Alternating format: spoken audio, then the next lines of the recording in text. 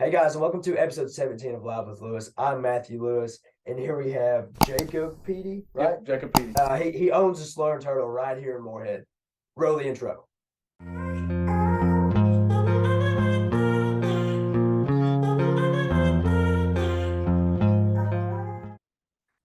Jacob Petee, right? That's what it was. It's Petee, but everybody calls me Petee. Petee. My bad. I knew. I just asked you. Yeah. That's my bad. I go by Petee. That's cool. So where do you come from? Like, where'd you grow up? So I grew up in Mount Sterling, Ohio. I always have to. Everybody always, as soon as I say Mount Sterling, they automatically think right down the road down 64. But no, it's just a small town, like 2 stoplights, 45 minutes south of Columbus. Really? I think we have like a pizza joint and a bar, maybe one gas station. Yeah. So you went to high school there. Did you grow up there Yep. all your life? All the way up till I was 18. I moved here when I was 18 to go to college. So. Okay. So what was your high school called? Madison Plains. Madison Plains. That's cool. So you went to high school there, and you went to college here. What made you want to go to college here? My family farms back home, and I knew some people that were going here or had gone here, and I'd come check out Moorhead. I fell in love with the area, the farm, great ag program. That's what I came to college for, was agriculture. Really? That's sweet. So I kind of fell in love with it here and ended up moving down here. Still haven't left, I guess. Yeah. So you majored in agriculture? Yep, I majored agronomy and ag business is what my degree is in. I just graduated back a few weeks ago here in the city. Really? So what's agronomy? So agronomy is the study of field crops like corn, soybeans, wheat, and basically how to grow them, how to prevent weeds in them, take care of them, that kind of stuff. Really, that's cool. I actually, I spent some time up here at the MSU farm. We got some gas meters out there. I work for Moorhead Utilities. Oh, cool. And we got some gas meters out there. There's actually like a lot going on out there. Oh, it's crazy. Like a whole different every day going on. Exactly. Like, you never know what you get into when you go out there. Yeah, and we got a lift station down there, and there's a pump station, and I always pet the horse. I think it's horses. Usually, we always pet the horses whenever we're down there working on it. But it seems like there's always something going on down there.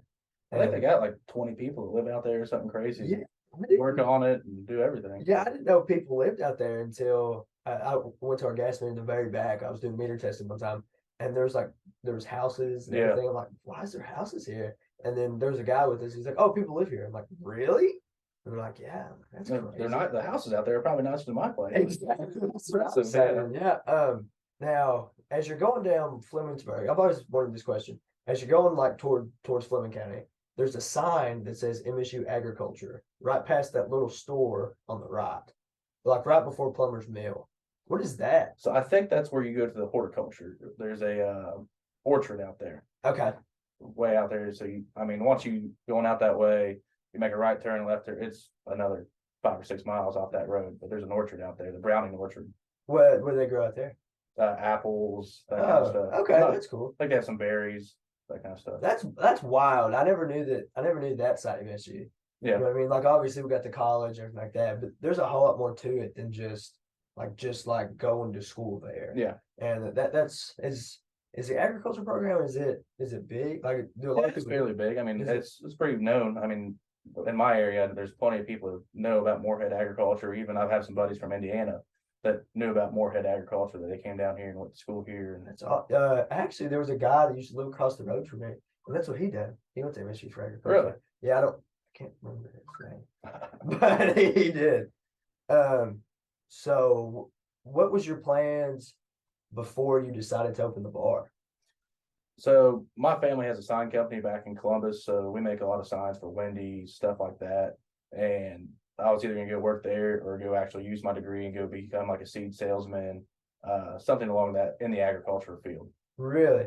So where can you, like the only seed that I know of is like Hinton Mills, like a place like that? Or so there's a lot of big corporate companies, like one of the bigger ones that I earned internship a lot for is Beck's Hybrid.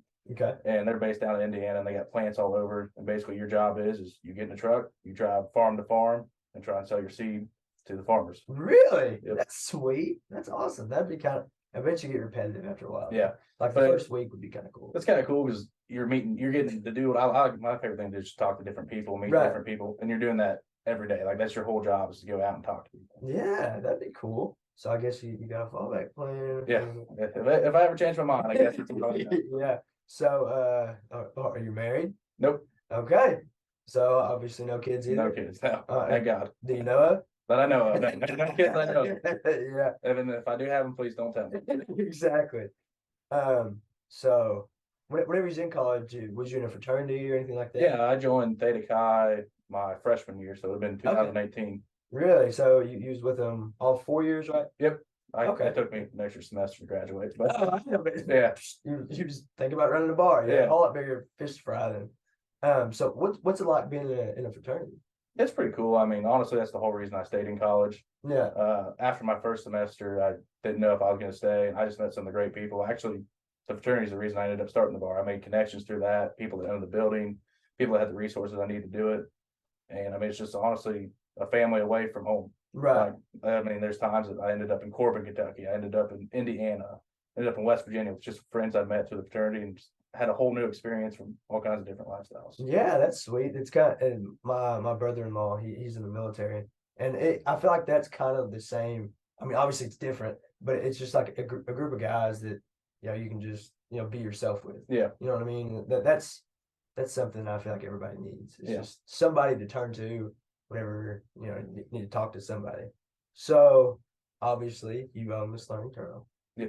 What made you want to do that? That's a great question. I'm not really too sure. No, it's one of those spur of the moment ideas. I was actually on my way home from duck hunting, like Christmas Eve, I think it was, and Yeah. I heard that I was living in the building the bar is in now. Okay. And I heard there's a bar coming down there, and I knew the landlord. I was like, man, that's awesome. Like, I can't wait. I'm gonna live right above a bar. I can walk downstairs, go to the bar, and go right back up to bed. And I was like 3 days later, I was like, I could probably do that. I was like, what? So I called him. I was like, what's it take to open a bar? And it just took off from there. Really? So you just contacted the guy and was like, hey. Yeah, it's like I'm interested, and he said, well, meet me in a week with a business plan, and it went from there. Really? It moved very quick. I wasn't expecting to move nearly as quick. Yeah. So what's kind of the process on opening a bar? Basically, it all depends on what you're wanting to do with it. I mean, you just have to. It came down to me. I just had to get the equipment in there. There's a few things that need to remodel, bathrooms, that type of stuff. And the big thing was just getting your liquor license. And you just got to apply for it? You just get online, apply. There's a few little steps you have to go through. You have to advertise in the newspaper, a few small things like that. And and then you're get back with you and let you know you have it. pay your bill and go on your way. Really? Yep. So what I know, like with this, like trying to get like guests and stuff like that. How hard is it to like book guests like to come play and stuff like that? It's pretty hard. I mean, sometimes you'll have people that you have them locked down for 3 weeks and you're pumped up, get everything ready to go. The day before, like, oh, sorry, I can't come. Yeah. It's hard to count on people, I guess. Exactly. And people that you don't know that way. Yeah. It's people that you're meeting for this first time, like you're contacting them like through Instagram. Exactly. Stuff like that. And you don't know exactly who you're talking to. You could be talking to their booking manager or their sister for all you know, and you have no straight point of contact with them. Yeah, that's I feel like it's pretty easy. Like me reaching out to you, I just DM'd you. I'm like, hey, what are you doing? But usually it don't happen like that. Yeah. Like usually it's like, oh, well, what are you gonna talk about and stuff like that. Like you got to kind of jump through hoops. And I'm sure it's the same with you. Yeah. Like you gotta do that kind of stuff. So what I've noticed like on Facebook and stuff like that. How do you come up with like all of your like your themes? Like, you know what I mean? Like I think it was like $2 bush lights and stuff like that. Like really, I just kind of look back and I'm like, if me and my buddies were gonna go out to a bar, what would I want to see? Yeah. And I mean, if I saw a sign that said $2 bush lights, it'd be hard to keep me out of the doors. Exactly. Yeah. So you said, I think we was talking before, you said Bush Light was your number one. I sell more Bush Light probably than I sell Bud Light and make all Really? That's awesome. So what you said, so back to I'm trying to get my ball bearings. Whenever, let's say you wasn't going to run the bar. You said you was going to do the seed thing, right? Yeah. Well, is there anything else you thought about doing besides that? Going and working for the family company. That was about the signs. Yeah, I mean, I grew up around my whole family running businesses and stuff like that. I always knew I wanted to do my own business. I just didn't know it'd be this quick and this soon. Exactly. I kind of figured I'd find my bearings a little bit and get there, but I guess I just dove head first. So you're running the bar right now. What do you do in your free time? I don't have any. You don't have any free time. You Not said you really. was duck hunting before. I mean, I have a little bit of free time, but most of the time it's so weird because it's opposite of everybody else's free time. Yeah, So my free time is while everybody else is at work, and yeah, then I go to work. But I mean, I have a couple days off of the week that I like to go duck hunting. I'm a big hunter, deer hunting, duck hunting. yeah. Just honestly getting away, hanging out with some friends, just something to relieve Something all the different. stress. Something Exactly. different than what I'm doing every day. Yeah. So I ask everybody this question: if you could live anywhere in the world, where would it be and why? Texas. Texas. Yeah. Why Texas? I don't know. I've never been to Texas, but I just love the Texas culture from everything I've heard and seen about Texas. I think I'd love it there. I mean, it's great hunting, beautiful land, doesn't get cold. Well, it does get a little cold. I know. Wasn't it last year that like the roads froze? Yeah. Everybody was like freaking out. They don't have salt or anything down there. They're not prepared for it. But yeah, that's wild. So whenever you was kind of opening the bar, whenever kind of COVID was going on, did that put a damper on anything or? Not really. I was right there at the tail end of it. And everything was Okay. starting to boom back, so I didn't have to deal with it too much. I mean, there's a few little hoops to jump through, but No. nothing too crazy. Yeah.